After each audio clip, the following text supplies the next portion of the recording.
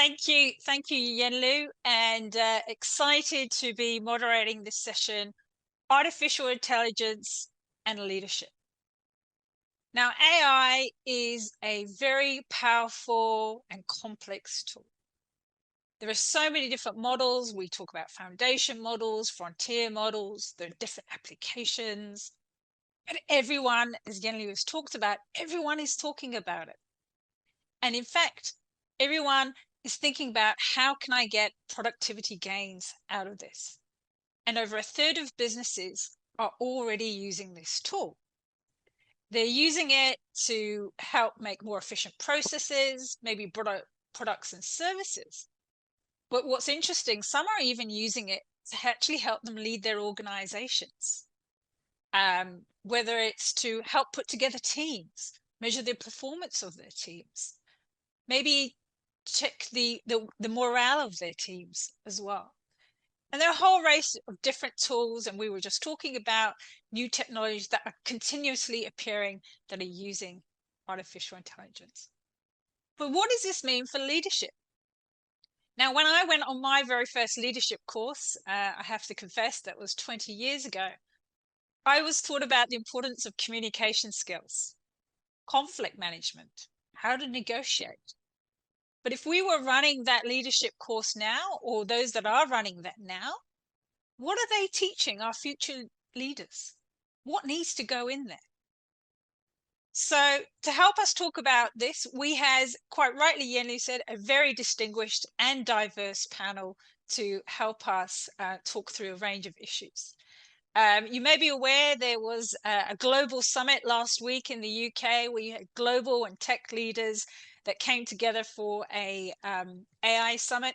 Well, we've got our own AI summit, bringing in people from different backgrounds and different expertise to share and have that discussion, which is so actually important. So I'm very delighted to have Aggie, Dr. Anton, Seetha, and Yenlu join us. So to kick us off, I now want to go over to Dr. Anton. You are an expert in this area that is, I was reading your bio and I can't believe how you find the time to share your expertise. So we're really grateful that you can join us this morning. And, you know, we know you've wrote a number of books as well, but would love to just get to know you a little bit better. And I'm sure, being an AI expert, a lot of people must keep asking you, look, this AI, is it a big deal? You know, is there what do we as leaders need to be doing? What are your thoughts from that perspective? Thanks, Nimisha. Good morning, everyone. Good to see you all on a Saturday morning. So this topic must be of some interest, I would reckon. A few words about myself, and thanks for the brilliant question, Nisha. Should I say it's a loaded question? So I'm going to take a bit of time. You may stop me when you feel fit. Firstly, about myself, I've been in this industry for nearly 40 years now. That includes my academic studies in the same area. So I'm ancient in that sense, unlike some of us on this line now. I did my degrees in all education in the space of computer science and information technology, and then first part of my career life, I worked for some of these MNCs, IBM, Sun Microsystems, Oracle, and the others. But last 20 years, I've been an entrepreneur. I've started my own companies successfully, I may add, and we continue to run them. Some exits, of course. It's been 20 years. And one of the companies I focus today is on the AI space, two of them, in fact. One is on the legal tech space. We use AI for legal, in the sense that we predict sentencing outcomes.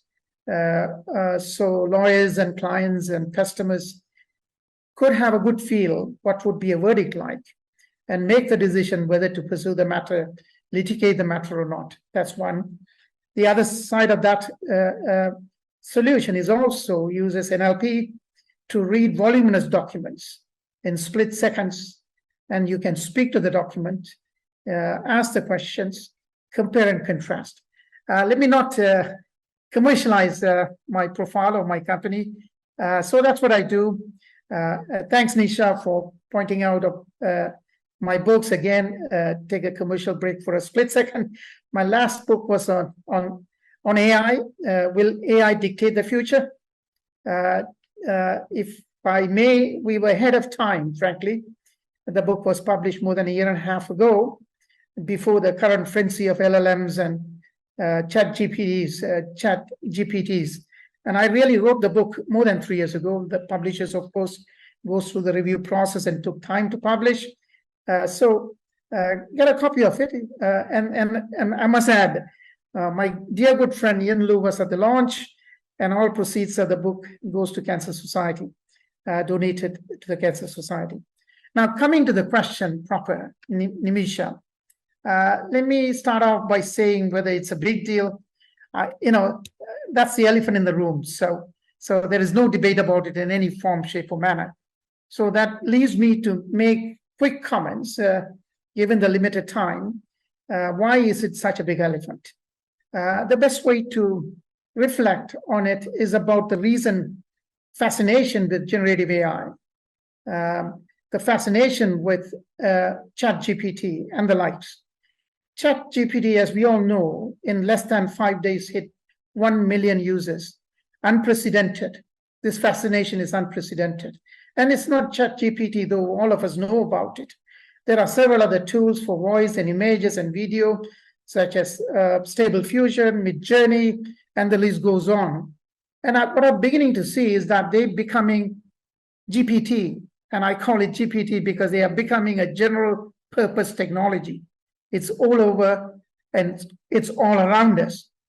But again, this is not the first time that technology has changed our lives, whether it be leadership or work and stuff like that. But this is the first time ever technology has actually captured our imagination, captured our fascination, created that euphoria in equal dosage of fear and paranoia and dread for the public. And that is solely because the scope, I repeat, the scope of this technology, the vastness of this technology, the speed of this technology, and the scale of this technology, that's what it makes very different. It would be a folly, I would think it is foolish, if any one of us compare this to any other precedents in the history of technological revolution.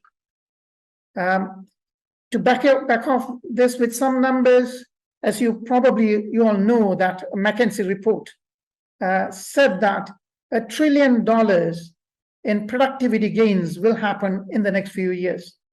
This is equivalent to the cumulative GDP of G7 nations in the world.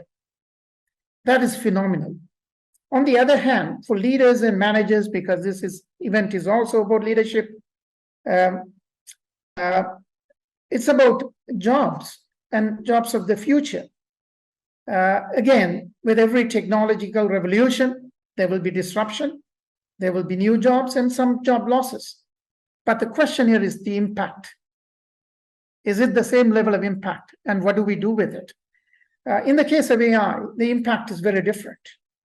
The fast disappearing jobs are traditional ones, as we always knew. These are the administrative jobs, so operational tasks, warehousemen, clerks, call centers, etc. That is expected. But what is more is the fact that AI technology is already replacing what we call our professionals and experts. In fact, when Nimisha said, I'm an expert in this area, I beg to differ. The expert is the AI, and it's the expert who is learning this at the moment and making that different. We are no longer experts. AI can do everything a pathologist does, even better, because it's far more accurate, far more faster, much more faster. It can do anything a radiologist does. It can do anything an actuary does. AI is driven by symmetric mathematics, is driven by quantitative stuff. We can't compete. but we can work with AI. AI should become our companion at work. So that's my opening statement, and that's the impact. But I will also add 2 quick sentences, Nimisha, if you will. But we must also mindful of the challenges that AI brings to the table, particularly in the security space, privacy, and ethics. From a security, the hacking will only get more vicious because the hackers, the spammers, leverage from the very technology that helps us. It'll be far more sinister. We all know very much about the deep fake, the synthetic AI, and the more impersonation, manipulation. So unlike the previous era, given the vastness and the speed and the scope, it can't be too little, too late. We need preemptive measures and guardrails to protect so that we get the best out of AI and manage the downside. Thank you. Wow, thank you, Dr. Anton, for your opening comments, and also thank you telling us a little bit about yourself, because I'm convinced that's not something that AI can do. AI can't tell your personal story. You've quite nicely put, raised some of the opportunities, how you yourself as an entrepreneur are using AI within the organization that you've actually founded. So that's really fantastic. And you've also highlighted what are some of those challenges, and we'll come back onto those because I think ethics is a really important topic as well. And I also quite liked how you'll describe, because you're right in the sense that a lot of people say, well, we've had industrial revolutions before, it's always inevitable when you kind of have, traditional jobs get replaced by, new emerging jobs. So if I understand, you're saying that this is different from those previous industrial revolutions because of the scale, scope, and speed at which this change is happening. So that's something that's very interesting to keep in mind, and we'll come back to some of those points. I'm now going to move to Seetha, who is very involved in being a tech leader, but also being a people leader too. And again, she's someone that I can't believe where you find the time to, hone in your skills in both those kind of areas that are so important. So, Seetha, tell us more about yourself and what you think are some of the leadership qualities and priorities that are needed right now. Thank you very much, Dr. Yenlu and Nimisha, for having me. It's truly a pleasure here among my esteemed fellow panel speakers. Very happy, especially on a Saturday morning. It's very nice to see all of you.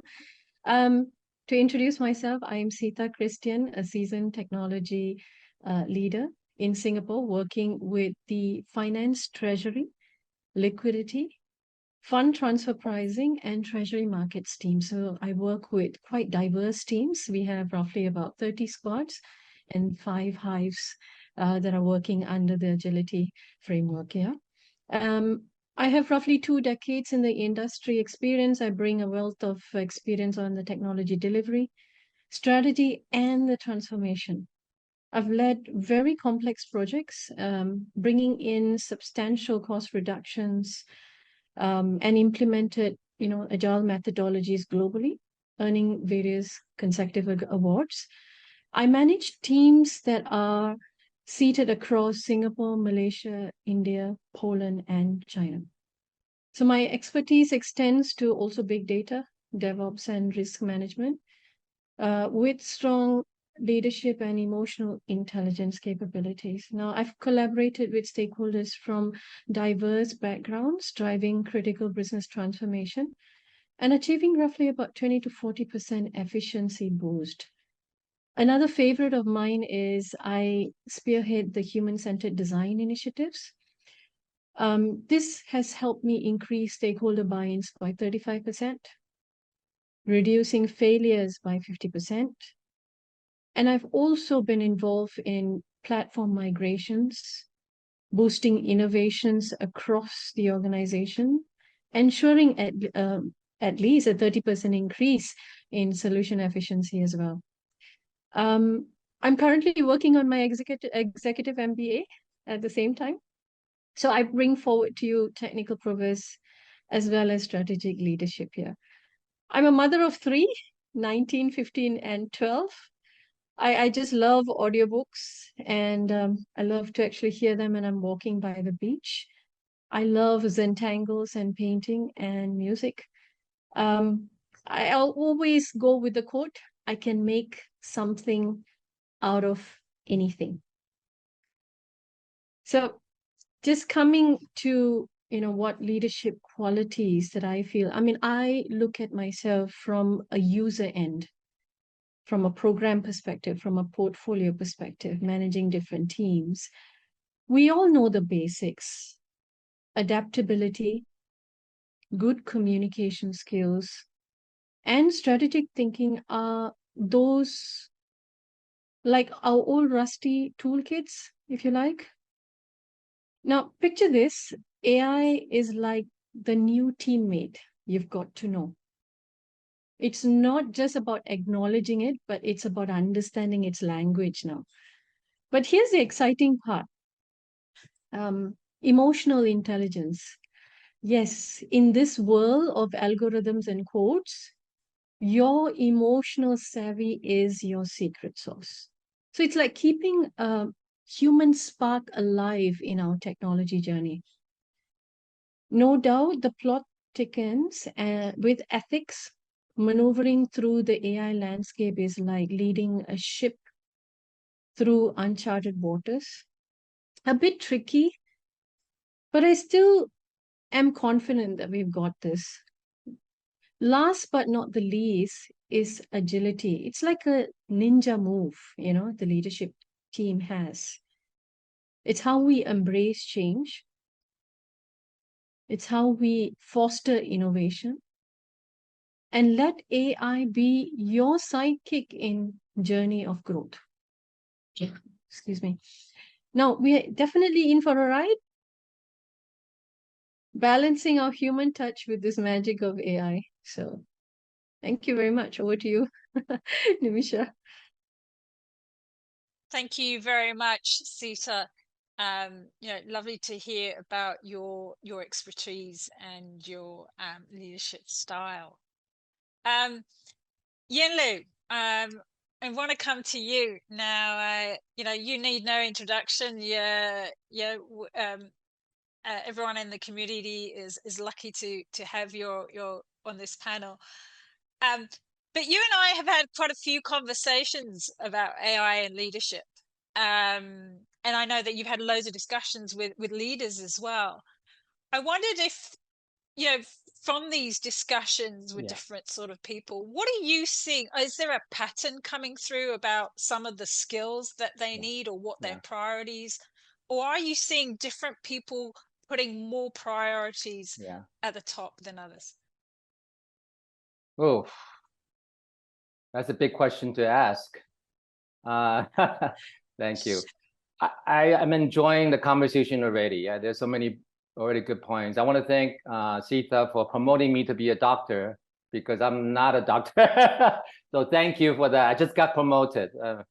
But let me tell you a bit about my background first, then we can go into that conversation today. So actually, a lot of people know me, as the in the mental well-being space, over the rainbow, starting up Asia Institute of Mentoring, big on mentoring, sustainability. So a lot of people know me through my work in the past, about a dozen years in the social space, which I created many ecosystems and platforms to advance these social causes and social good. But actually, before that, I spent 30 years in the tech. Even sometimes I forget. In fact, my gosh, okay, before over the past few days to prepare for this webinar, I dusted this book off of my bookshelf, called Artificial Intelligence. One of the early seminal book on AI. I think it was authored it was published in 1979. By who?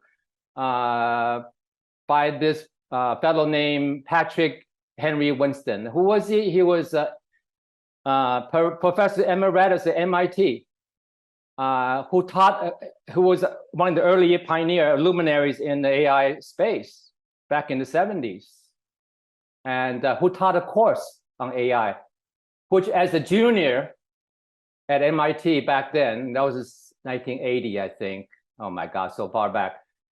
Just for curiosity, I took that course on AI. So that was my very first exposure to artificial intelligence. That piqued my interest, and then actually out of college, I took my first job doing R&D in speech recognition. Early days, yeah. I then on to work for some tech companies, and I went on to work for Apple in the Silicon Valley. I led Apple's effort in this area 20 years before Siri. So it was not Siri times. This is the early 90s. Yeah. So looking back in history, we've been through at least 3 or 4 AI cycles. What we call AI hype, followed by AI winter, right? There was a lot of hype. Things didn't quite pan out what people were expecting. The hype that was created. Of course, the current cycle that we see, generative AI, it seems different. It seems different. Why is it different? And Anton already talked about. Some of you already mentioned this, right? Actually, AI has been embedded in many parts of our life and business already. Most of you already know this, right? Over the past 10, 20 years. Yeah, AI already does all of our stock trading. Yeah, AI already does, recommend songs to us on Spotify. They recommend friends for us to connect with on Facebook, LinkedIn, Siri, right? Alexa. The list goes on and on. AI can already create music, right? Before even generative AI came along, already could detect cancer cells in lung. So it's already been happening, right? When we say that the hype came and the hype went, actually it didn't go, right? It didn't go away. Actually, some of it was being embedded. It's that we don't know about it. It's already part, just like electricity and internet. We don't realize it, actually it's already part of our life. Google News, right? So a lot of this is already AI. But what's said, and this is, some of you already talked about generative AI, because AI now can converse with us in natural language with the large language model. That's the big difference now. This is what seemed to be strictly a domain of the human intelligence. Now, AI, computer, seems to be, and even do a better job than a lot of us can. This is the thing that woke people up about AI. And there's a lot we can go to about that, but this morning I typed this into ChatGPT, and this is what I got. I'm just curious, okay? I just want to share this with you quickly, yeah? Let me bring that.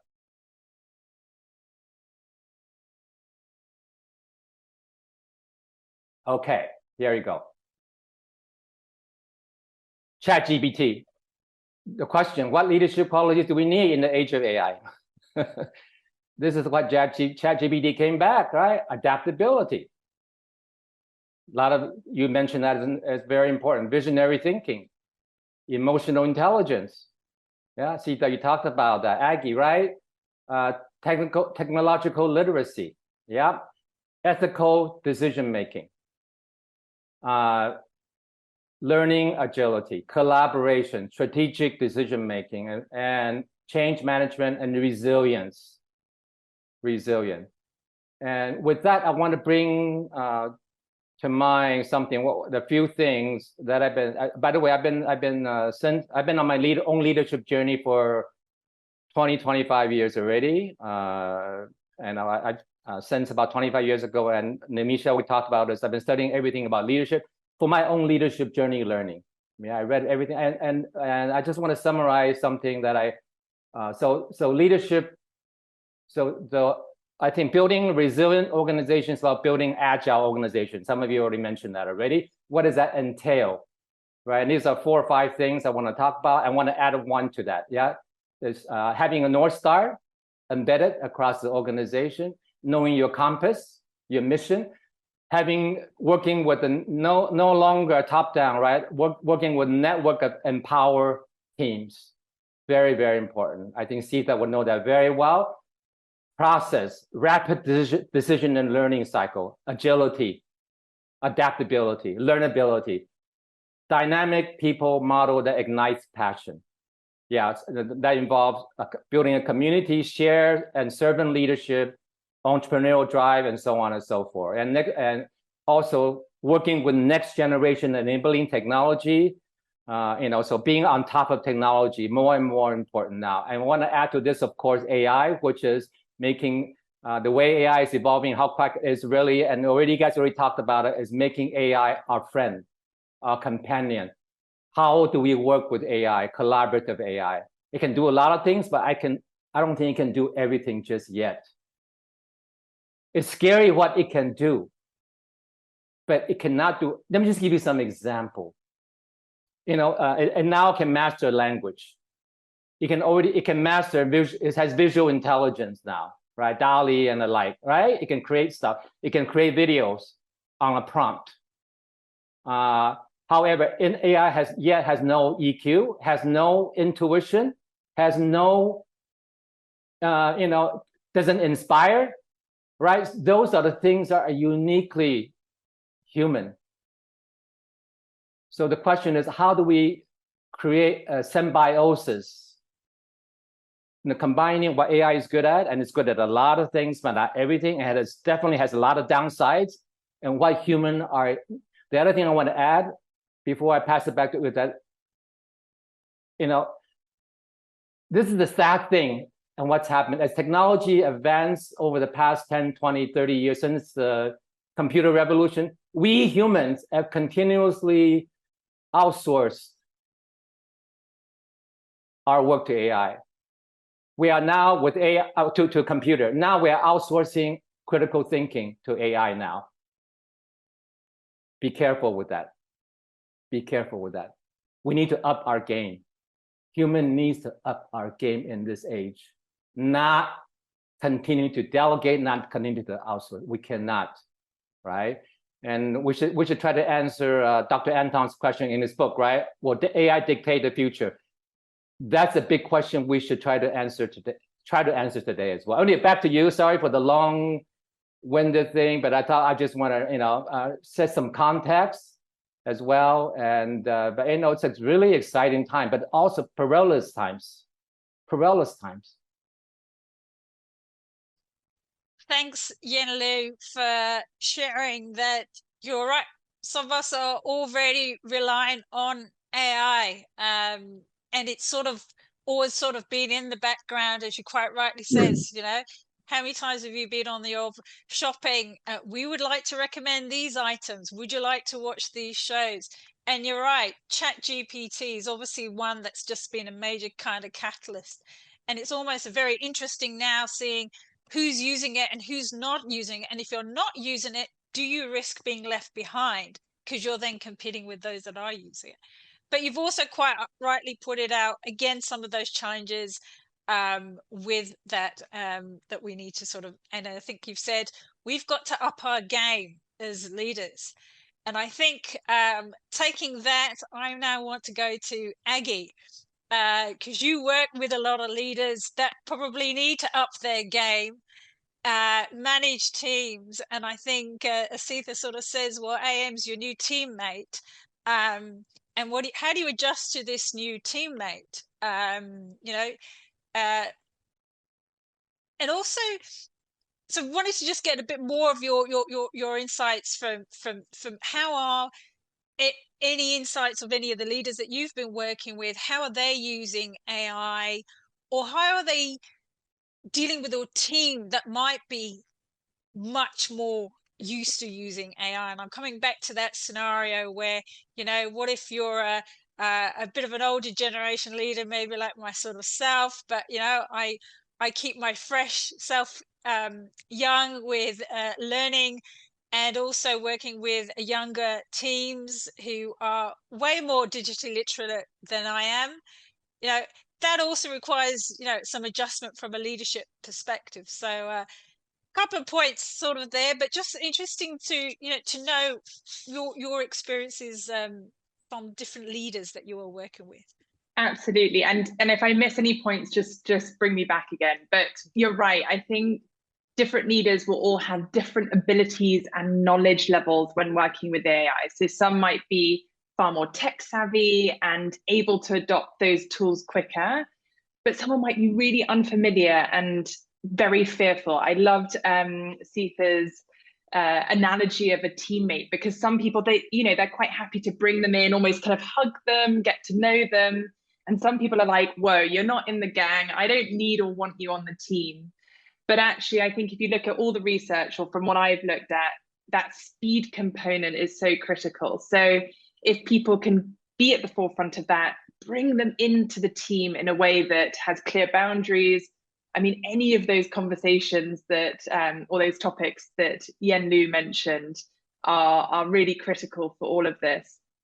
And a couple of things that I think are coming up time and time again, exactly as Yen-Lu said, if leaders can get really clear on what their own purpose is as an individual, alongside a broader company, broader team, broader company, you can look at purpose, mission, values in all of those different layers and grades, and bring that in to create teams that have a very clear direction. They're united, they're communicating effectively, and hopefully, I mean, the big kind of buzz phrase at the moment, psychological safety.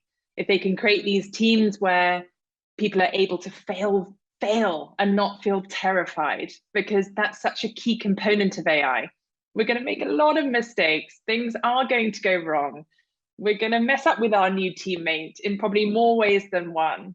And so how do we create cultures of excellence where it's clear on where we're heading, we're communicating at the highest level possible, and we feel psychologically safe. People feel included and that they're able to fail.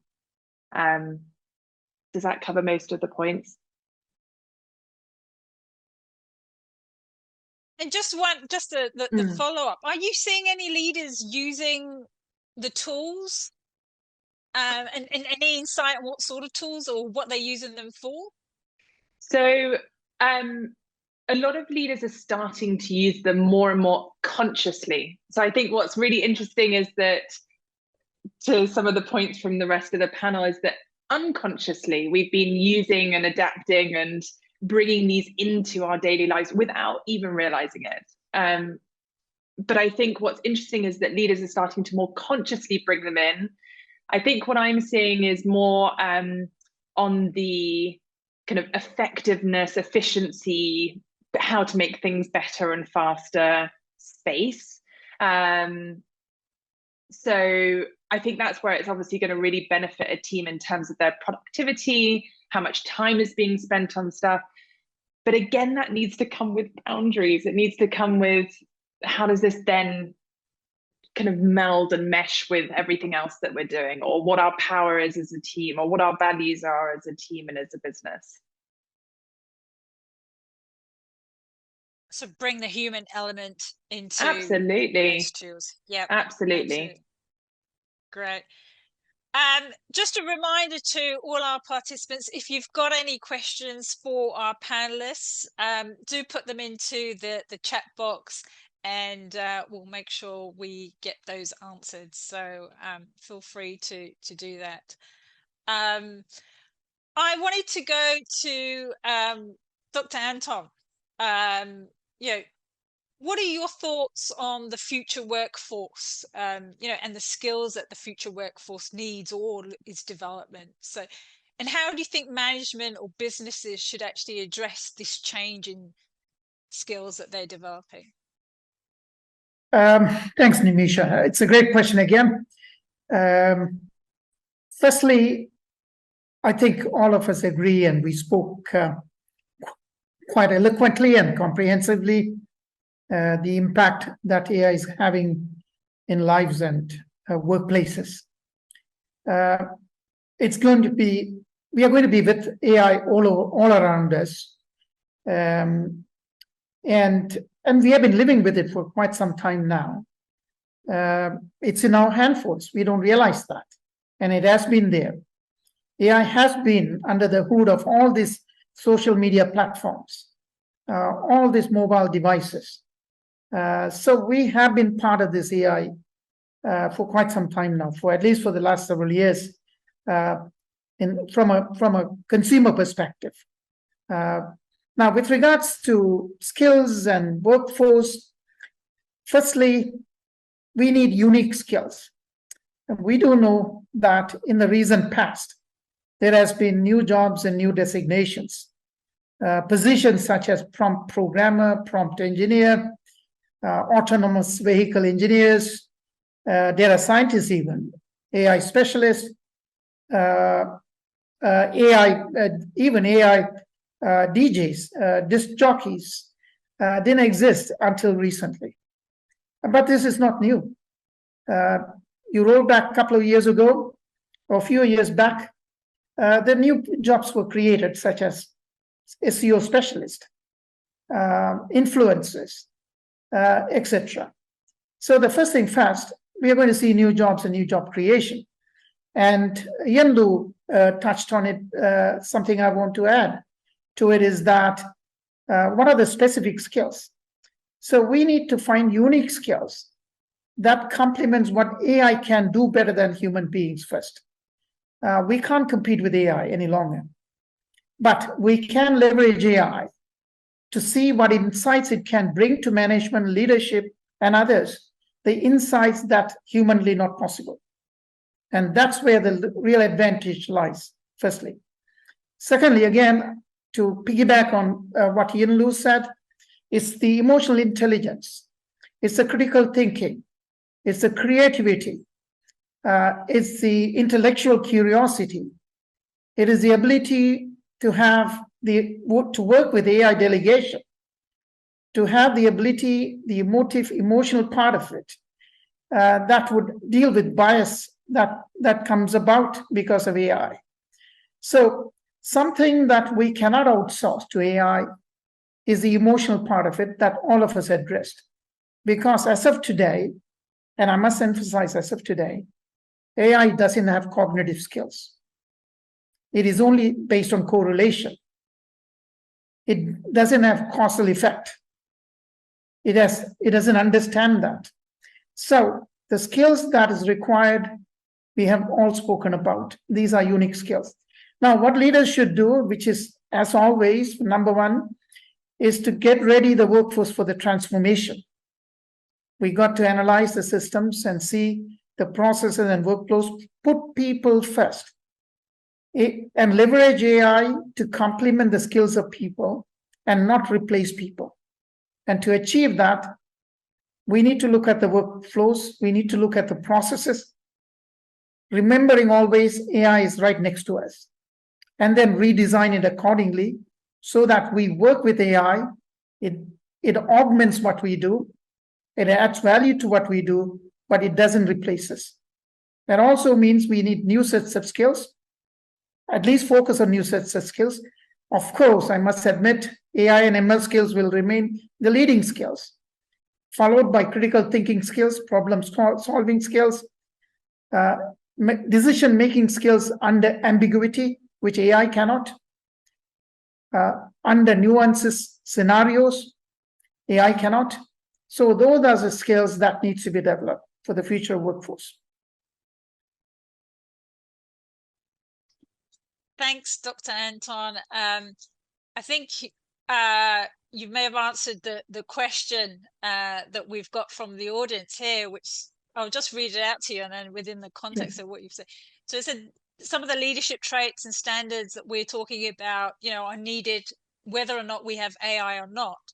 And the question was, well, what are the specific steps and actions that leaders in any business, in any industry can take to ensure that people and AI gel optimally? And I think from what I'm hearing from you, would I be right in thinking your first advice is really just put the people first? Indeed. And focusing on those emotional intelligence skills And I think you quite nicely think about maximizing the skills that your workforce has and how that can complement with AI. Would you agree that if I captured correctly, what you'd say is the answer to that question? Indeed, completely. And let me add a couple of simple examples. With the latest LLM tools, we can do everything from creating music to creating images to writing a book. But we must also remember that it has no feelings, it has no heart, it has no soul. It can only do what we feed into it and what we develop into it. So on one hand, it has the ability that what a human can do, but it doesn't have the cognitive and emotional skills. And those are the areas that we need to focus first in redesigning jobs, in training people into these positions. And do you think that, taking account these are the important skills that you sort of need, and also thinking about the new generation of leaders, do you think schools need to start thinking about this too, in terms of start embedding and developing the awareness of these skills at an early stage to help them train into these future of jobs? Because I'm guessing Aggie works with a lot of people who might be leaders, who are already in jobs. I'm almost thinking, do you need to start embedding these skills even earlier? And is that schools the place where they need to start? I would think so. Universities. Universities must. It's simple. If we don't develop these skills, we will be displaced. We can't outsource creative thinking. We can't outsource emotional intelligence. So we need to begin to train people on critical thinking, analytical judgment, emotional intelligence, intellectual curiosity. So the curriculums and the way we train is going to shift. And I must also admit very quickly in terms of education, the one-size-fits-all model doesn't work, and AI can facilitate how and each individual learns at what speed, at what level, at what pace, etc. So the educational system has to completely evolve with this undergoing transformation. Hope that answers the question. I can just jump in as well, because I've spoken to a number of schools and universities in relation to Generation Panic in particular. However, what's exciting is that schools are starting to shift. They're looking at doing the soft skills, which are actually the hard skills around the resilience, the well-being programs, really exciting areas that alongside the technical expertise, the technical learning that needs to happen. Actually, I'm a huge believer in the kind of internal state, the mindset that's behind it, so that they are able to face whatever's coming down the track, whatever that is. So I'm a huge believer in the younger you get to people, gosh, that's transformational. Huge game changer for me anyway, personally. I guess I can also add on to the part, because I'm doing MBA right now. So the university has introduced to us an AI advisor for us. Executive MBAs is known to be quite stressful. And this advisor is actually in place for, to answer about your curriculum, coursework, provide quick answers, support you in your learning, even show you different aspects of the program that you may not have realized or seen. I believe that there's one that basically says, our goal is to continue making AI advisor more useful to the program and the experience of the program going forward, but they are developing it. And it's basically coming up very, very strongly in your universities, including finding for careers. That's another big, huge bubble that is coming up, where they've set up AI systems, or in the process of setting up AI systems, where from the university itself, it sort of brings a pool of jobs which are available from www, brings it and sort of gives you a knowledge and educates you what are the paths that you can take. That's very, very powerful. We've not seen that. If I were you, I would literally go to the web, look for the jobs and see, and sort of customize my JD for it. Now, no. there is a possibility where, you know, all the jobs around the world is going to be made available by this AI, where based on your skill sets, based on what you are capable of, it is chartering the path for you. Now it is up to you whether you want to take it, you want to go to these universities, these companies, etc., etc. So the opportunity is so wide, so wide. Can I add to this, if I may, about this is one of my pet topic, AI and education, particularly AI and education. You know, we talk about we need to up our game. Education is one of those places that we really need to up our game. We have an education system, by and large, that's rooted in the first industrial revolution, the one size fits all that Anton talked about, Singapore included. One way download and regurgitate that information back, right? That's primarily what the education system is about today. Yeah, that's absolutely got to change. My gosh, that's absolutely got to change. And I think this generation of AI could be the you know, the thing that would really drive this change forward, because now we're facing it. We've been talking about this for a long time. Education, how can we change education? I've been thinking about, you know, a lot of people talking about this, Minister of Education, you know, how do we change it? But now we're facing with this thing. They call it a generative AI. So we have to change. Yeah, so I think this is a very interesting topic. I've been reading quite a bit about this, AI and education, you know, and some of the people, when first, like, especially teachers, I say, oh my God, I better retire, you know, I'm out of the job. Yes, we'll be out of the job if we do the education the way we used to do it for hundreds of years. Of course, we'll be out of job, right? But we think differently, you know. Like some of you talk about how can we make AI change education so that you know, it's about to exercise those skills that are uniquely human. Yeah, creativity, you know, all those things that we talked about, and critical thinking, right? That's the things. Like, and AI will be a great tool to accelerate that. Thanks, Yenlu. And I think that, again, that sort of just listening to all of you sort of touches on the response to the question that we've had in terms of talking about, well, you know, talking the younger generation, you know, how can we actually help them improve some of their EQ skills if they're so used to being, you know, much more technologically sort of literate. And I think that's where education sort of comes in, helping them, designing courses that helps those critical thinking. I even know, Aggie, I know you've been playing around with Lego. You know, I think that's great. That's a different way of, you know, stretching your mind and actually building out all those different skills as well. I wanted to go to Seetha and picking up on this thing, and you know, the continuous theme is change. You know, in every sort of level, change in your workforce, change in leadership styles. We need to change our education.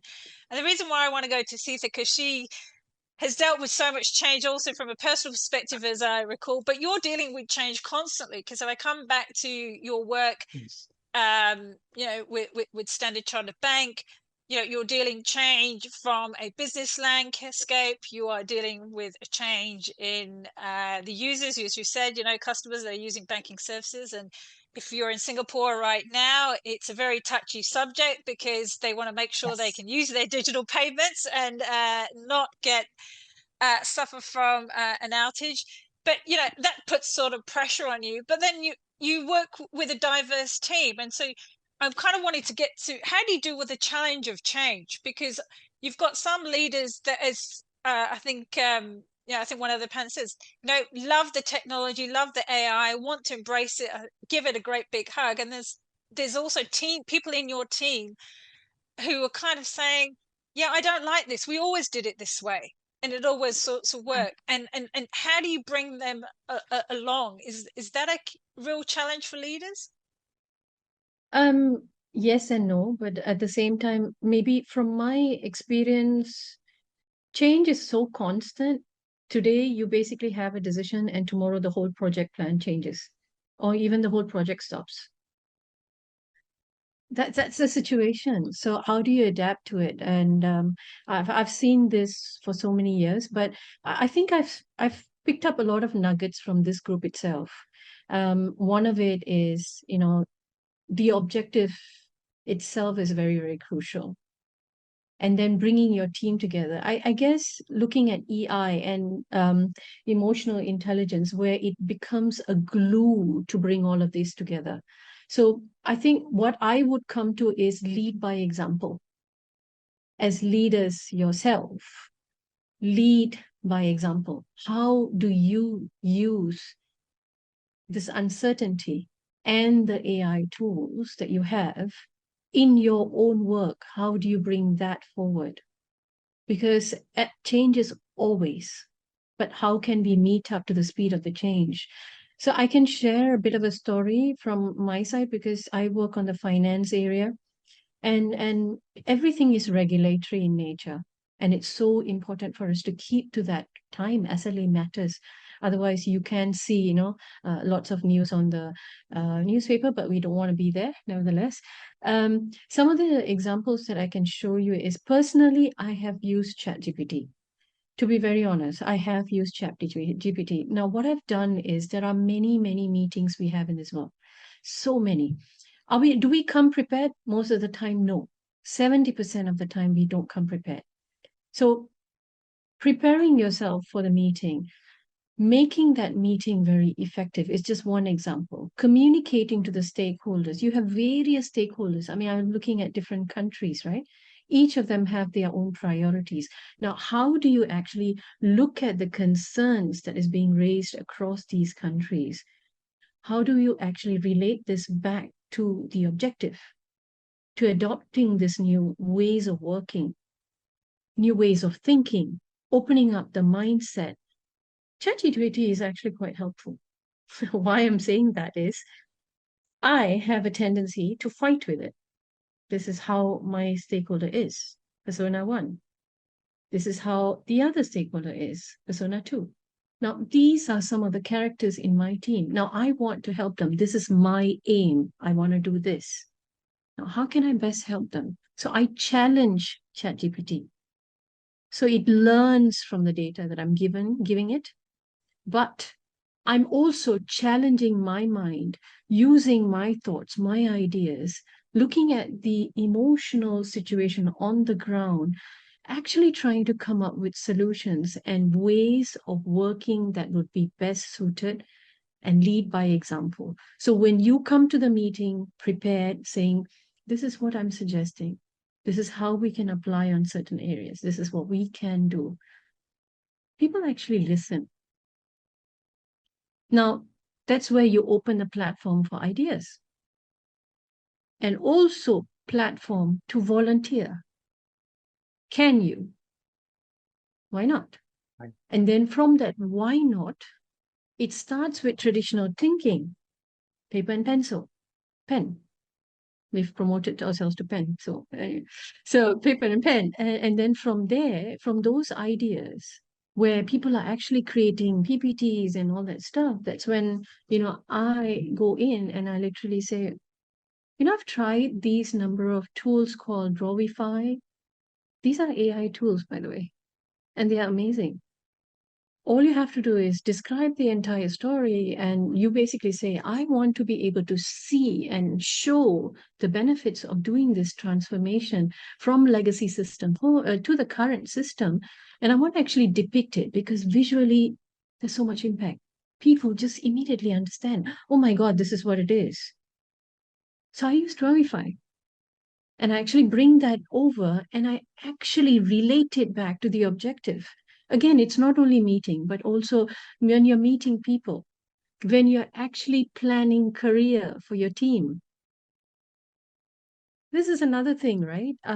If you look at JDs these days, they sort of box you into a role. But I'm just asking this panel here, have you imagined how that's going to shape up, and how that hiring is going to shape up in future? There's no fixed roles anymore. What are we talking about? It's more like capability, the attitude. the enthusiasm, the EQ of that person. And EQ is not something that you can test in a system. Most of the time when you go for big interviews, they test you for 20 minutes on EQ. What do you get out of it? I mean, at the end of the day, yes, they box you into a particular category, right? But that's you're going to lose a lot of good people from there. So that's one aspect of it. So I mean, coming back to leading by example, how do you see people? How do you actually utilize your emotional capability, which all of us have? But we become so dependent on the contraption that even 1 + 1, we are using calculators, right? So it's how we use it. It's how we share it with our teams. It's how we guide them using these tools to up themselves, give them a platform to actually apply and show themselves, and test it, which will immediately bring that confidence on board. Nimisha. Thank you. Can I jump in? My gosh, Go for that's a great example. I mean, I think you mentioned AI as an advisor, as a sparring partner, as a creative, right? Advisor partner. That's what you're using AI for. I mean, I want to also, you know, looking at some of the questions in the Q&A or comments, you know, about EQ for younger generation, also not delegating critical thinking to AI, right? I think the way you're describing it, we're actually not, right? We actually try to bring the best of what AI can do and what human can do, which is you know, to really, I mean, one of the big thing and we talk about, okay, so maybe in my own leadership journey, I'm a student of leadership, right? So in my own leadership journey, I came across the work of Peter Senge. I don't know, some of you are familiar, but the fifth discipline, learning organizations. Have you heard about that book? Some of you may have, right? So so this is in the early 90s, I think. He's a professor at MIT. So the work of the leaders, this is 20-something, 30 years ago. It's about the work of the leaders about building learning organizations where continuous learning occurs 30 years ago, way before AI. I think this remains truer than ever. I want to bring that to light. And what are the leaders' new role? As a leader, number one is a designer, right? Develop purpose, vision, and core values, strategy, structures, and policy, effective learning processes. As teacher, designer as a teacher, help people achieve more accurate, more insightful, more empowered views of reality. As coaches, guide, or facilitators. As steward of the people and a steward of the larger purpose and mission of the enterprise. Those are truer than ever before. It's only went up a few notches in terms of the urgency, taking AI into account. And also, I think Peter Senge had a real foresight on this. So I think it is about creating that learning organization. You are constantly learning, adapting, pivoting, evolving, right? Looking at organization not as a fixed machinery as we typically do, but as a living organization of people, ideas, process, systems. So I think for me, then, if that's the thing I would say about what is leadership or what's leaders' priority. It's about that, but really taking it to the next nth level. Thanks, Yenlu. Can you believe that we are running out of time? And I just want to, as we can carry on, and I think it's never a one-stop. This is a continuous conversation. But I wondered if we haven't had a chance to talk much on ethics, and I just wondered, Dr. Anton, if you wanted, I know you do a lot of work on this angle as well, and I think it is an important topic which we keep running around of time. But I just wondered if you wanted to, just in the context of this discussion, it does raise a real challenge for us. I just wondered if you wanted to leave any sort of parting advice on how leaders could deal with dealing with ethics. You're on mute, sorry. We are running out of time, so I'll keep it as brief as I can. No, I don't work on the areas of ethics, but I do work. I have some interest and some work done in the areas of ethics with respect to AI. So let me comment on that in that regard. First thing first, everything that we do today, and it's largely online, and they have been all reduced to emojis, and our emotions are reduced to emojis and the likes, pretty much. Our thoughts, our actions, our preferences, our differences, whatever it is, it's all captured and reduced to emojis online. And it doesn't stop there. The algorithms, they take that, they store that, they process that, and throw back to us first. So what does it mean? Essentially, we have been reduced in a way to data points. Our feelings, our emotions, our actions, our thoughts are just a data pool. We are part of the data pool. So first thing, from an ethical perspective, the technologies the great technologies that created the Great Connect and flattened the world, including smartphones and social media, which are now really relying underneath their hood on AI, capture these, process these, and throw back to us. And as a result, there is a disconnect between human being or humanity in that sense and person. And it's a leadership issue. It's an ethical issue. It's a moral issue. We are actually viewed as subscribers, users, followers, even influencers, even use cases. So first thing first. And secondly, as Yanlu mentioned earlier on, whatever we post today on LinkedIn, Instagram, Facebook, frankly, I really don't know whether this is posted by the person, written and posted by the person who wrote, or is it the AI? So there are a lot of ethical issues. Now, who owns this content? How credible is this content? How authentic is this content?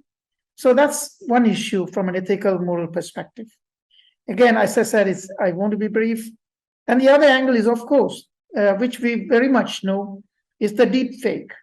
It's only been about 6 years now, 2017, on Reddit, the ugly head reared with deep fake, synthetic AI, which has now led to fake videos.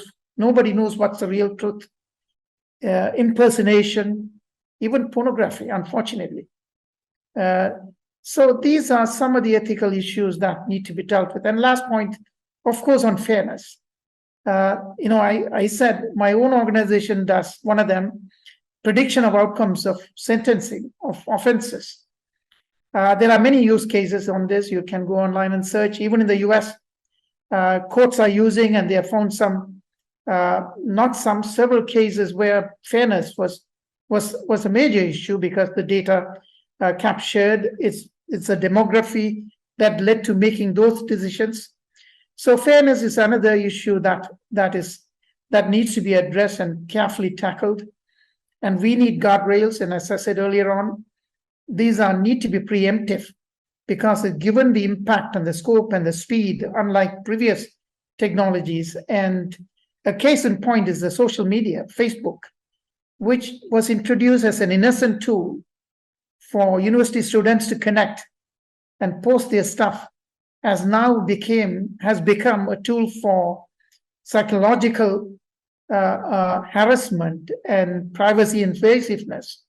But AI is far more than that and far more compelling than that. So we need guardrails, regulations, standards, guidelines, education, awareness, and the list goes on. But it is a compounding issue. Thank you. Thank you. Thank you for just raising those very important points that we haven't been able to go on, but really important to raise those. So we are now coming to close. This is our AI Summit from Singapore. We're bringing this to a close.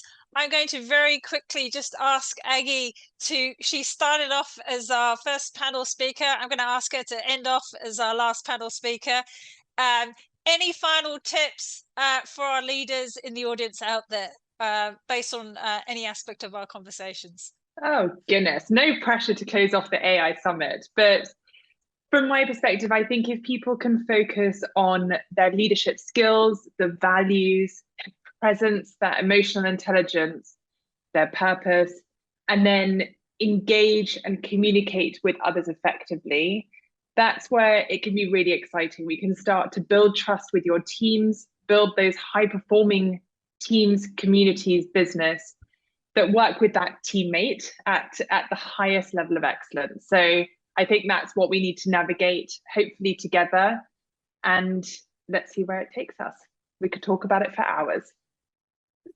Thank you very much, Aggie.